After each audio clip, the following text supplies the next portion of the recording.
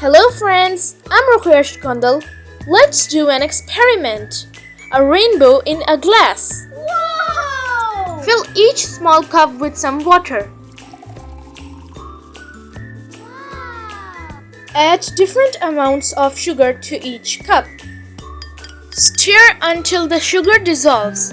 Add a different food color to each cup. Stir until the sugar dissolves. Wow, look at the green one. Slowly pour the liquids into the clear glass, starting with the most sugary liquid. Carefully add the others one by one. Observation: the liquids form different layers because they have different densities.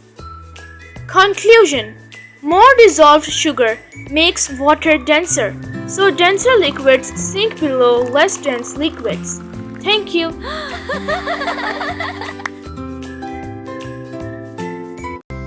Thank you for watching. Your support means the world to us. Please, Laos, keep learning, keep growing. See you in the next lesson.